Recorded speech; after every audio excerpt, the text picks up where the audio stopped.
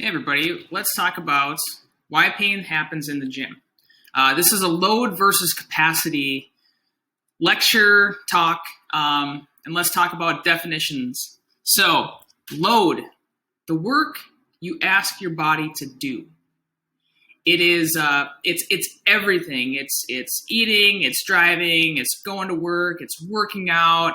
Everything you ask your body to do for the purposes of this lecture or talk it's considered load, and capacity is the amount of work that your body can do at any given moment. And that's going to make a little bit more sense when we go into the next slide. So you can see on this chart that there's a capacity line and there's a load line, and the load obviously goes up, capacity goes across, and anything that's above that capacity line, that's when we start to experience pain. That's when we start to experience actual negative effects of continually asking our body to do stuff that's it just doesn't have the capacity for it in the moment. Anything below that capacity line, it's free and clear, you're not feeling any pain. As we see, we're going to start to build our deficits, our charges to build up to that capacity. So you have compensations that we are unable to address. And that is bony blockages. That's like your anatomy. It's unique to every body has a compensation, the way that your body's actually formed, the way that you move. These are things that can only really be addressed through medical interventions, if they can be fixed at all. I hate using the word fixed, but to be fixed to normal, that's another word I'm not a huge fan of. So then we talk about sleep, diet, and stress. This is by far the most impactful, and it's I don't want to say easiest, but it requires the least amount of intervention in theory to change. So we're talking sleep quality, we're talking diet quality, the quality of foods that you're eating, how your body processes it. What's super high quality for some person is not necessarily super high quality and good for another person. And then the stress of daily activities. So we're talking carpool, commute to work, cooking, everything. Everything that you do in order to get through your day-to-day existence. The next we're going to talk about is functional diagnosis. Now, this is where someone like me would come in. This is where we go through a movement assessment, potentially a strength and balance assessment. We talk about goal setting, what you want to do. And these are things that we can address through programming. So if we go through a movement assessment and we determine that you have shoulder pain, it's such a way that we can, through programming, actually work to remedy and help that pain lessen and get more range of motion, get more, get out of pain. That can be affected, and we'll see that as we move forward with the next person. The last bit I want to talk to you before that is the things you want to do.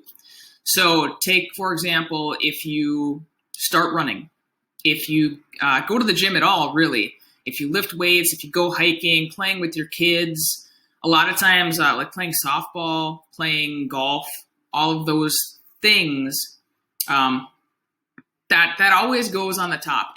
Everything else has to exist as is. The things you want to do, those are bonus things. And honestly, I call them bonus things, but those are the things that really make life worth living.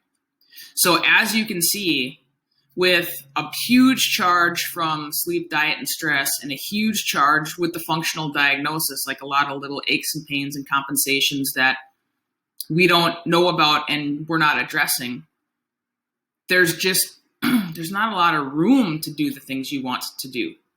So let's talk about working together. Compensations that we are unable to address, those are generally going to remain the same. For this lecture and for all intents and purposes, it is what it is. It's not going to change. It's unique to everybody, and that's just the way it is without some significant medical intervention. Sleep, diet, and stress, what happened?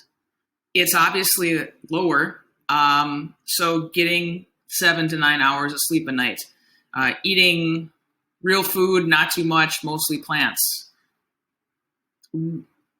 employing some mindfulness techniques, getting out into nature, playing, doing the things that you really love to do, all of that through habit formation, like working together, that'll bring that down. And we talk about functional diagnosis. So through the programming, you are going to potentially, and the goal is to get results, is to get out of pain. It's to create changes or give the body a reason to and help with creating changes to improve that functional diagnosis. And finally, the things you want to do, you can. All the things you want to do, not half the things you want to do or a quarter of the things you want to do. Ideally, this is what we're working with is we want to get sleep, diet, and stress better. We want to get the functional diagnosis better, and that's really going to make a tremendous amount of gains with the sleep, diet, and stress, but then also through programming. Over time and consistency, capacity does increase. And that is just a result of, like I said, time and consistency. So what does that mean? All of a sudden, the things you want to do grows. You're running a 5K faster than you've ever run it before. You're running a 5K, like instead of walking it, you're running it. You're able to go on longer hikes. You are chasing your kids around and enjoying it. You're playing softball and not rupturing your Achilles tendon or pulling a hamstring or pulling a calf muscle, and you're not laid up doing that kind of stuff. So ideally, that is the goal, and that is what keeps people out of pain, and that's a way to increase your capacity to do the things you want to do without pain. So I hope this has been super helpful. Last slide, as always, is what questions do we have? And feel free to reach out if you have any questions. So either shoot me a comment or send me a message on 9-4coaching on Instagram, Facebook, 9.4.coaching@gmail.com. Enjoy this, and we'll see you next time. Thanks.